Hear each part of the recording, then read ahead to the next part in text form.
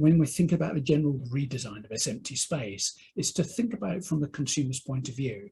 They want to see opportunities that I can either go to the store and fulfill my order there, actually pick it up, buy it in the store if need be, or go to a central kiosk inside the mall or just on the outside of the mall to actually pick up my stuff, to drive through it, so a click and collect operation, and also the home deliveries, both the outbound to people's porches, but also the inbound of returns at all those areas. So that's basically a design parameter.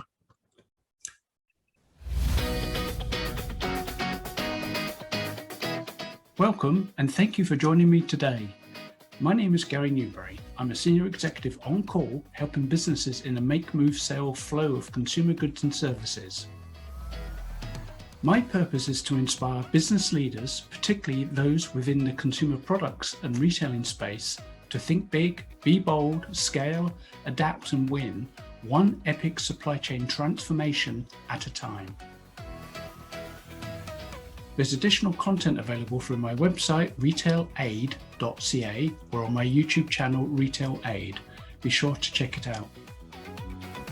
As the business world faces much volatility, uncertainty, complexity, and ambiguity, organizations need to be tapping into resources with an inside edge on transitioning their teams to be agile, innovative, and digital, with thought leaders, experts, and senior executives who have mastery of operational turnarounds and strategic transformations to help reorientate their enterprises. There's great material to get through here, so let's get started.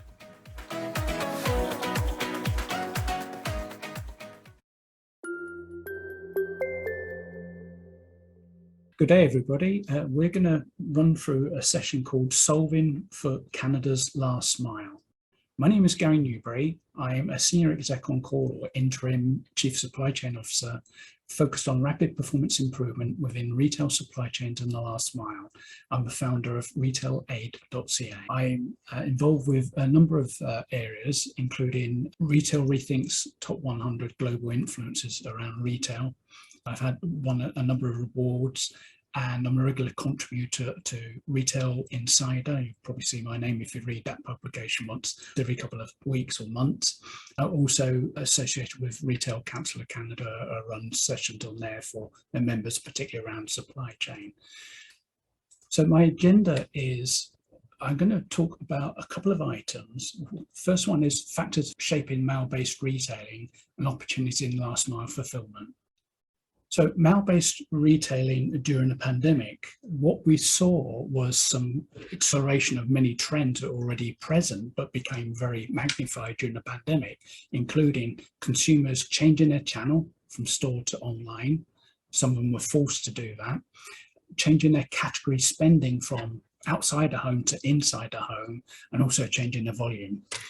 Being a store inside a mall without an external door became a very high-risk business endeavor.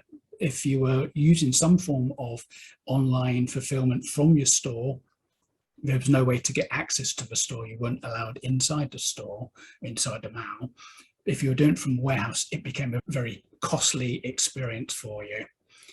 And many retailers were faced with the concept of either going it alone or sharing is scaling. So going it alone, putting your own trucks on the road, trying to do it yourself with randomized volumes was very difficult. Finding a solution provider who could provide you with a shared platform to use was the way that many retailers coped with this period of time, and will continue to develop those kind of options. Some of the realities for Canadian retailers, they were faced with inflexible cost structure, become very apparent during the lockdown areas. Certainly in Ontario, our malls were locked down, so that they were in the mall, they had rental to pay, an obligation to do that, but they had very little in the way of revenue. Many struggled for relevancy and were struggling for quite some time. The mall enclosed retailers became a real struggle in terms of their relevancy because they could only be shopped online. And even when the malls reopened, they became a centre for returns rather than something that people leapt out to revisit the store. And consumers faced choices. They learned about convenience, and they found that they could actually place orders on their phone, their tablet, wherever, and get stuff delivered to their porch, which was a much more less frictionless experience than many retailers are offering in a store. So as retailers attempted to transform themselves during the early stages of the pandemic to try and respond to the fact that sometimes if they were a non-essential retailer, their revenue went to zero, they started to develop an interest in what MAUs were providing. At Square One, for instance, Go Forward Delivers started to offer a shared network for 2-hour delivery. Return Bearers in Eaton Centre looking at returns and handling those in a more creative and innovative way. Shopify and Swift joined forces to offer independent fulfillment platform. Instacart and many retailers joined forces. Again, it was a shared network with some consequences, which I think will become much more apparent to retailers travelling down that journey. Ivanhoe Cambridge developed a software platform to allow small and medium-sized retailers who didn't have a very joined up online set of digital tools to actually allow them to benefit from a light speed development, integrating their POS, inventory and fulfillment functions as a coordinated whole. And Mall of America is shop all online now, and that's been a recent development. I know that's not in Canada, but it's showing that some Mall operators are starting to move down a digital path themselves, trying to help drive traffic to retailers in their MAUs. So the opportunity of vacant stores, and I may interchange anchors with large format stores, but I might just all bundle it as anchors. But there are two attributes of shopping spaces. Firstly, the environment must be a destination grade location. Doug Stevens defined these in 4 Ps. Which place, production, population and platform. It has to be a genuine and authentic sense of space. It has to be a compelling content proposition that draws in the community, the population in daily, and on the platform that allows social engagement in the MAU, in the retailers within the MAU. And I would add, carefully added, and last mile fulfillment, because it's not enough that traffic is drawn into the MAU, drawn into individual retailers. Retailers are looking to have lots of digital tools to allow shoppers to shop the way they want to shop, not just how traditionally retailers have asked them to shop. And the second point is a clear path to acquisition, which doesn't require direct access into the MAU. The online's a great platform for that, like curbside, drive-through, home delivery. All these options must be part of this proposition. So I've got a 7-step plan of how to get there using anchors, large format stores. But the first big challenge that we have to confront is trying to, and I call it the preparation for a paradigm change, is to look at our lease and agreements and try and look at how can we bring these up to date for the developing trends. And so I'm suggesting here that we need to look at opportunities for shorter leases to bring curated retailers into our MAUs, and to maybe move some out which haven't been particularly productive for the MAL experience, to move towards a more sales plus space way of charging.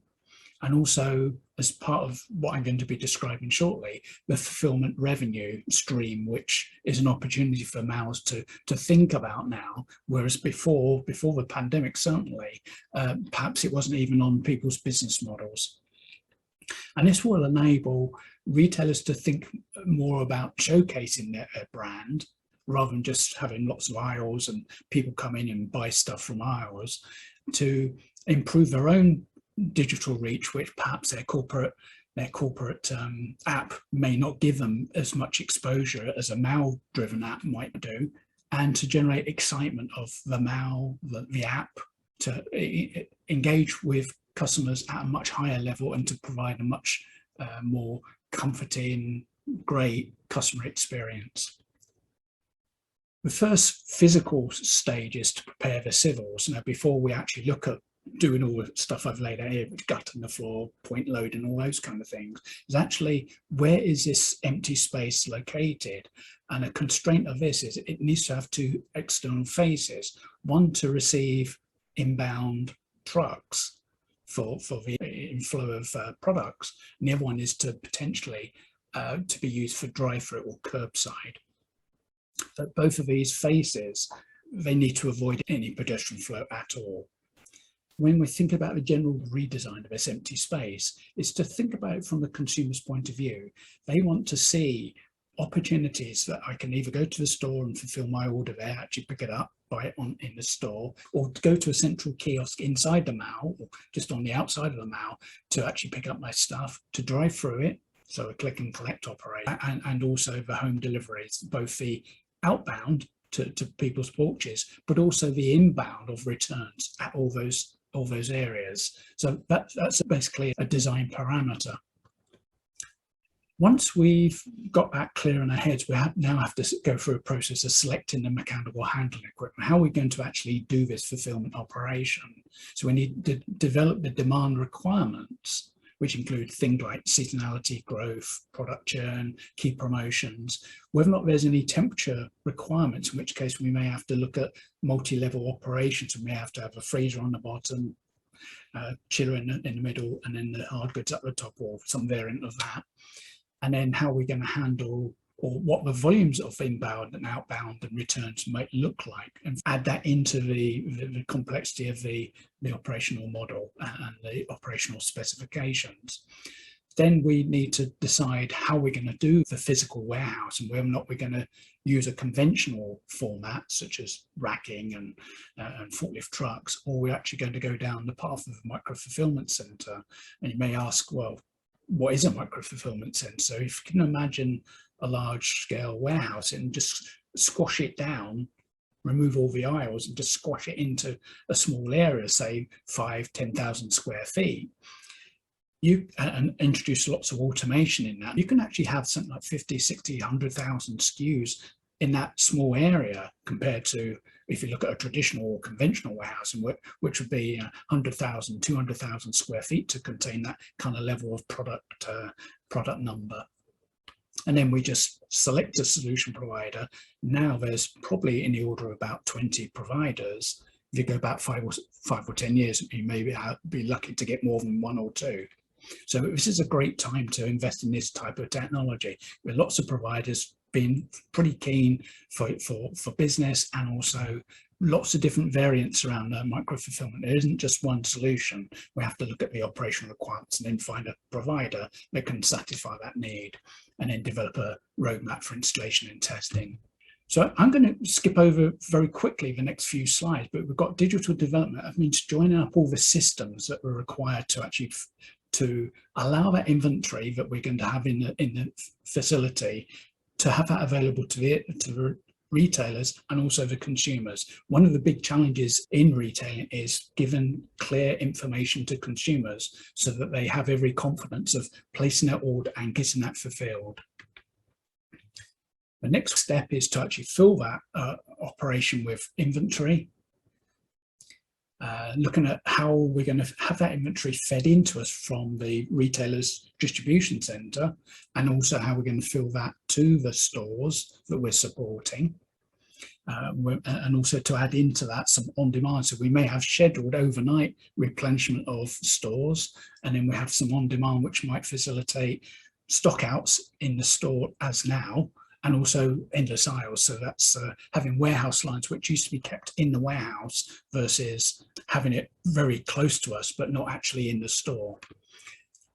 Unlike many other situations where you have an existing process and you try and upgrade the process by introducing digital technology systems and then try and migrate the process to it, here we have a green field. We have a completely blank slate, so we can adopt the best-in-class practices and then build our processes. The system will make sure keep consistent within the foreseeable future.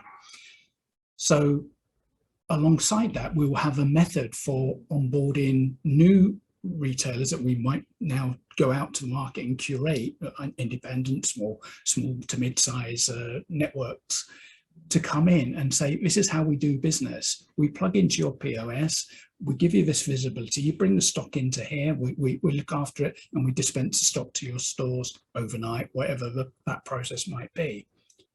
Then we need to look at somebody who's going to, or a series of carriers who are going to help us to get the stuff on home delivery or to a delivery to a point of convenience, the transportation of that. So they need to, the carriers need to provide two things. One is an on-demand service, a 2-hour service, which is a premium service, and the other one is a scheduled service, so that you place your order Monday today, say, and you get it tomorrow. So I've really hit you with a lot of information. I've compacted it into 15 minutes. The key takeaways for me in terms of when we're talking about solving Canada's last mile challenges, certainly if you're a mail-based retailer, a landlord, is we have to find a way of engaging differently with retailers. We need to help them to accelerate that digital transformation they're all struggling with. They're in different points in that journey, but they are struggling with, to try and get them to where they need to be, because we all benefit from that. We need to think within our business models of changing our charging mechanism up, both space and sales, but also fulfillment. So we can help the retailers improve their digital penetration and also obviously derive an income from that. And I would leave this session saying that whoever is the first to embrace this mail as a platform will attract the best retailers and will head very quickly towards that destination grade location status, if you're not already there. So if you want to continue the conversation or want more information, I'm pretty easy to find. You can find me on my own website, RetailAID.ca, LinkedIn. You can find me under Gary Newbury, or on my email address, gary.newbury@supplychainspecialists.com. Go and visit my YouTube channel, RetailAID, or one string, or my other two podcast channels, The Business of Retail and The Retail Code. Thank you for your attention. Hope you found some part of this whetting your appetite, and I wish you well for the remainder of the conference.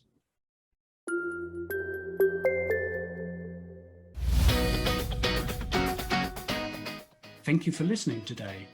I hope the information has been valuable for you and your team. You can connect with me via the website retail.ca and go to the contact page, or via LinkedIn by typing linkedin.com/in/last-mile.